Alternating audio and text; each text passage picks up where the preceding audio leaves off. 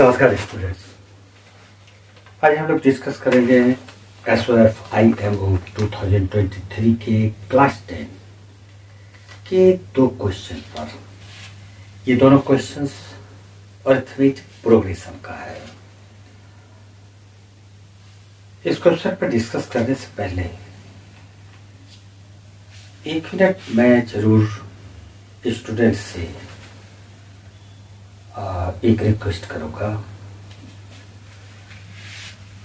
Class 10 के जितने भी स्टूडेंट्स हैं ऑल ओवर इंडिया में, ज़्यादातर स्टूडेंट्स का एक लक्ष्य होता है, और अगर आपने लक्ष्य नहीं बनाया है तो उसे बनाओ।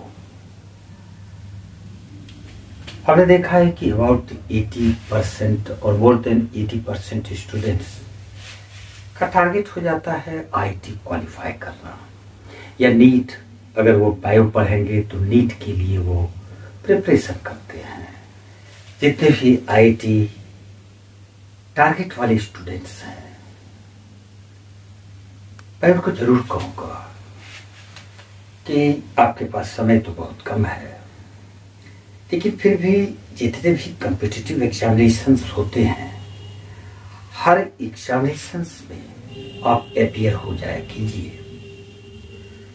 उसमें क्वालिफाई करना ना करना ये बात की बात है। आप अगर उसमें अपीयर होते हैं तो आपको एक अनुभव हासिल होता है, और एक्सपीरियंस एक बहुत बड़ी चीज है, इसे खरीदा नहीं जा सकता है।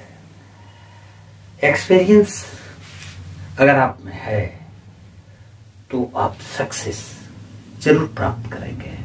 तो एक्सपीरियंस का अपना एक महत्व है, और आप एक्सपीरियंस हासिल तभी कर सकते हैं जबकि आप इस टाइप के जितने भी कंपटीशंस हैं उसमें आप अपीयर होते हैं।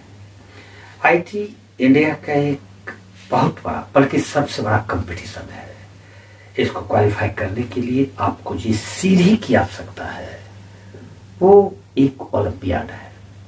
आप इसमें जरूर अपीयर होइए, पार्टिसिपेट कीजिए, और इस टाइप के और भी जितने एग्जामिनेशंस हैं आप कंपटीशन में अपीयर होते रहिए।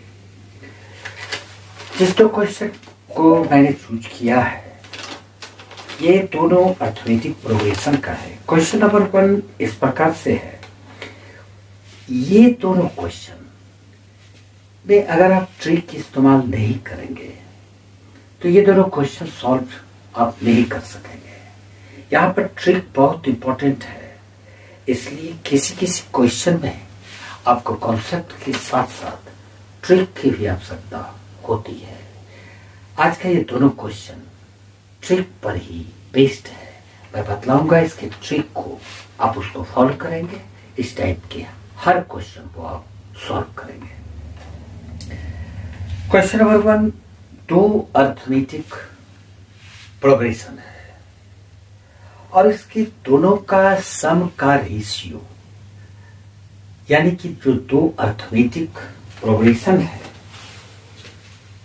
इसका n टर्म्स का जो सम होगा उसका रेशियो गिवन है। मान लेते हैं दोनों अरिथमेटिक प्रोग्रेशन का जो सम होगा n टर्म्स तक वो S1 और S2 रेस्पेक्टिवली है। तो ये sum to n terms of the two arithmetic progressions दिया हुआ है। 7n + 1 is equal to 7n + 1 bye 4n + 27। ये गिवन है, तो हमको फाइंड करना है इसका 11th टर्म का रेशियो क्या होगा। यानी कि अगर हम इसके 11th टर्म को T11 और बाई टी कैपिटल T11 मान लें तो ये हमको फाइंड करना है। ये तो हमारा क्वेश्चन है, और इसका 4 ऑप्शंस है, तो सॉल्व करने के बाद ही ऑप्शंस पर डिस्कस करेंगे। ऑप्शंस तो आपके सामने ही होगा। अगर आपका आंसर सही है तो आप टिक लगा दो, क्लियर। चलिए इसके सॉल्यूशन में चलते हैं। सबसे पहले तो ये दो अरिथमेटिक प्रोग्रेशन है। फर्स्ट टर्म और कॉमन डिफरेंस किसी का भी पता नहीं है। तो दोनों अर्थमेटिक प्रोग्रेशंस का फर्स्ट टर्म और कॉमन डिफरेंस को हम लोग मान लेते हैं। मान लेते हैं कि पहला वाला जो अर्थमेटिक प्रोग्रेशन होगा उसका first term A1, common difference D1, और सेकेंड वाले का फर्स्ट टर्म A2 और कॉमन डिफरेंस D2 हो जाएगा। तो जरा सा शॉर्ट में चलते हैं। तो S1 बाय S2 क्या हो जाएगा? S1 बाय S2 यानी सम टू n टर्म, पहले वाले अर्थमेटिक प्रोग्रेशन का दूसरे वाले अर्थमेटिक प्रोग्रेशन का जो फॉर्मूला है सम टू n टर्म, तो ये हो जाएगा n/2, क्योंकि n टर्म्स है इसलिए n/2 इंटू 2a, a1 मानेंगे, और प्लस n टर्म्स है तो n-1 और इंटू कॉमन डिफरेंस इसका d1 मानेंगे, और इसको डिवाइड कर देंगे हम S2 के लिए ये भी n टर्म्स तक ही है इसलिए n/2 ही लेंगे, n/2, और ये 2 इंटू फर्स्ट टर्म, इसका फर्स्ट टर्म A2 मानेंगे, इसका A1 और दूसरे वाले का A2, प्लस टर्म्स तो n ही है इसलिए n-1 और इंटू कॉमन डिफरेंस D2।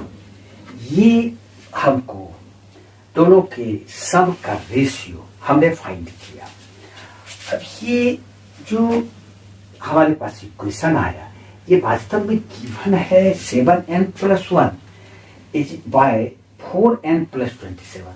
तो पहले इसको सॉल्व कर लेते हैं। यहाँ पर हम देखते हैं कि ये दोनों कैंसिल हो जाएगा, तो इस प्रकार से यहाँ पर ये बच जाता है 2a1 plus n-1 into D1 और बाय हो जाएगा 2a2 plus n-1 into D2, और ये चूंकि S1 बाय S2 है और S1 बाय S2 हमको गिवन है 7n+1, तो इसको दैट इम्प्लाइज करके हम लिखेंगे 7n+1 और बाय 4n+27। यहां पर आगे जब तक आप ट्रिक नहीं लगाओगे ये इस टाइप का क्वेश्चन सॉल्व ही नहीं होगा। यहां पर ट्रिक क्या है, हमको फाइंड करना है T11 का रेशियो, 11th टर्म क्या होगा उसका रेशियो। तो जो भी टर्म, यही ट्रिक है, इसको ध्यान में रखो, जो भी टर्म फाइंड करना है, जैसे 11 टर्म फाइंड करना है, 11th टर्म का रेशियो फाइंड करना है, तो जो भी टर्म है उसको 2 से मल्टीप्लाई कर दो, यानी कि 11 इंटू 2 कर देंगे। जो भी टर्म निकालना हो उसको 2 से मल्टीप्लाई करके उसमें 1 सब्ट्रैक्ट कर दो, -1। तो 11 to 22 -1 इज इक्वल टू 21। तो ये जो 21 आया यहाँ पर n की जगह पे हम लोग 21 सब्स्टिट्यूट कर देते हैं, तो यहाँ पर लिखेंगे n इज इक्वल टू 21। तो अब ये लिखेंगे that implies 2a1 plus n की जगह पे 21 - 1 इंटू D1 बाय हो गया 2a2 plus 21 - 1 into D2 is equal to, यहाँ भी n की जगह पे 21 रखेंगे, तो 7 into 21 plus 1 divided by 4 into 21 plus 27। अब इसको सॉल्व करते हैं, 2a1 प्लस 21 - 1 20 D1 और डिवाइडेड बाय, फिर ये हो जाएगा 2a2 plus 20 D2 is equal to 7 to 14 plus 1 और डिवाइडेड बाय 4 to 8 प्लस 27। यहाँ पर आप देख रहे हैं कि 220 दोनों में 2 कॉमन है, तो ये 2 कॉमन ले लेंगे, फिर यहाँ 2 और 20 में 2 कॉमन, दोनों से 2 कॉमन लेके कैंसिल कर देंगे, तो ये बचेगा a1 plus 10 D1 by A2 plus 10 D2 is equal to 148 और divided by 7, 4, 11, 1, 8 to 10, 1, 11। अब यहाँ पर A1 plus 10 D1, हम इसको क्या लिखेंगे? इसको लिख सकते हैं A1 plus 10 को हम लोग लिख सकते हैं 11 minus 1 into D1। 11 minus 1 10 हो जाएगा। फिर A2 बाय में लिखेंगे A2 प्लस 10 को फिर लिखेंगे 11 minus 1 into D2 is equal to 148 और 1 ये 37 से डिवाइड हो जाएगा, क्योंकि दोनों का HCF 37 है। तो जब इसको 37 से डिवाइड करेंगे 148 डिवाइड 37 और 111 डिवाइड 37, दोनों का HCF 37 है। अब A1 plus 11 minus 1 into D, इसको हम 11th टर्म लिख सकते हैं, और A2 plus 11 minus 1 into D2 11th term हुआ दूसरी अर्थमेटिक प्रोग्रेशन का। तो देयरफॉर इसको हम लोग T11 और divided by T11 is equal to 37 से 148 में डिवाइड देंगे तो 4 होगा, 4 और डिवाइडेड बाय 111 में 37 से डिवाइड देंगे तो 3 होगा, 4/3। और जो फाइंड करना था T11/T11 इज इक्वल टू 4/3, यानी कि दोनों का रेशियो 4:3 है। दूसरा नंबर क्वेश्चन ये भी ट्रिकी है, चलिए उस पर भी डिस्कस कर ही लेते हैं। क्वेश्चन नंबर 2 पर अगर बात करेंगे तो आप सोचोगे कि ये तो बहुत इजी क्वेश्चन है, क्योंकि अगर हम ऐड करते हैं 5 प्लस 13 प्लस 21 और इसी तरह से अगर ऐड करने दे दिया जाए तो सर ये तो बहुत आसान क्वेश्चन है। हम इसको ऐड भी कर लेंगे 1 3 4 4 5 9 2 1 3 39 होगा इसका आंसर। तो कोई भी अगर 10-20 नंबर्स दिया हुआ है उसको ऐड करने दे दिया जाए तो ये क्लास 10 का क्वेश्चन बचता नहीं है। बात सही है, ये क्वेश्चन आपके दिमाग में बच नहीं रहा है कि इतना आसान क्वेश्चन ओलंपियाड में कैसे आ सकता है। यहाँ पर नंबर्स का संख्या कितना है, कितने नंबर्स को आपको ऐड करना है, तो 3 नंबर्स। इस क्वेश्चन में कितने नंबर्स को ऐड करना है आपको पता है नहीं, तो फिर कैसे ऐड कर सकते हो जब तक आपको ये नहीं पता रहे। ठीक है, ये अर्थमेटिक प्रोग्रेशन में है और हम इसको फॉर्मूला से भी ऐड कर सकते हैं, और 3 नंबर 5 नंबर है तो सीधा भी ऐड कर लेंगे। जब तक हमको ये संख्या कितना है ये पता नहीं रहे तो ऐड करना तो इम्पॉसिबल है। ये क्वेश्चन में डैश डैश डैश दिया हुआ है, यानी कितना टर्म्स है ये नहीं पता है। तो सबसे पहले इस क्वेश्चन में हमको फाइंड करना है n। n means how many terms are there in this arithmetic progression.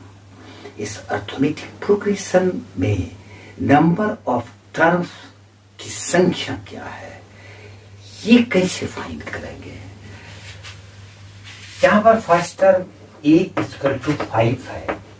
Common difference हम कर सकते हैं T2 minus T1 is equal to 13 minus 5 और ये 8 हो जाएगा। तो फर्स्ट टर्म और कॉमन डिफरेंस पता है, और ये 181 ये लास्ट टर्म है जिसको हम लोग n लिखेंगे 181, और हमको n सबसे पहले n फाइंड करना होगा। अगर n फाइंड कर लेते हैं तभी हम सम को फाइंड कर सकेंगे। और लास्ट टर्म का एक फॉर्मूला होता है जिसको हम लोग जनरल फॉर्मूला के नाम से जानते हैं, आप nth टर्म भी उसको बोलते हैं। तो nth टर्म और या लास्ट टर्म या 50th टर्म एक ही बात है। तो हम लोग इसका last term L is equal to first term plus n-1 into d. ये फॉर्मूला यूज कर सकते हैं जहां पर कि nth टर्म या लास्ट टर्म या 15th टर्म L हमको 181 गिवन है। तो 181 is equal to A equal to 5 plus n-1 into D is equal to 8। अब ये 5 इसमें सब्ट्रैक्ट हो जाएगा क्योंकि 5 को लेफ्ट साइड लाएंगे तो माइनस हो जाएगा, तो ये हो जाएगा 176। 180 में 5 माइनस करेंगे 176 is equal to n-1 into 8। अब ये 8 से जो मल्टीप्लाई है तो लेफ्ट साइड आके ये डिवाइड हो जाएगा, तो हम इसको लिखेंगे 176/8 इज इक्वल टू n-1। अब ये तो कैंसिल हो जाएगा, 8 to 16 22 is equal to n-1। Therefore n is equal to ये -1 इस साइड आके प्लस होके 23, यानी नंबर ऑफ टर्म्स इसमें 5 30 21 डैश डैश डैश 181 में कितने टर्म्स हैं, तो वो 23 है। अब n हमको फाइंड हो गया तो हम इसका सम निकालेंगे, सम इक्वल टू n/2 और एक शॉर्टकट फॉर्मूला है उसका यूज करो, first term plus last term. इसके जगह पे अगर आप n/2 into 2a plus n-1 into d भी यूज करोगे तो एक ही बात होगा। तो यहाँ पर n की जगह पे हम लोग 23 रखेंगे, 23/2 इंटू a 5 है 5 और प्लस l 181।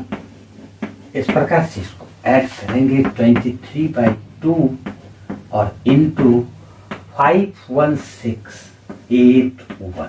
इसको कैंसिल करेंगे 1 9 2 18 3 93 इंटू 23 करते हैं, 93 इंटू 23 9 7 6 13 1 8 to 10 1 11 2139। तो ये आंसर आता है 2139। यानी ये जो हमको सम फाइंड करना था 5 + 30 + 21 वो 2139 होगा।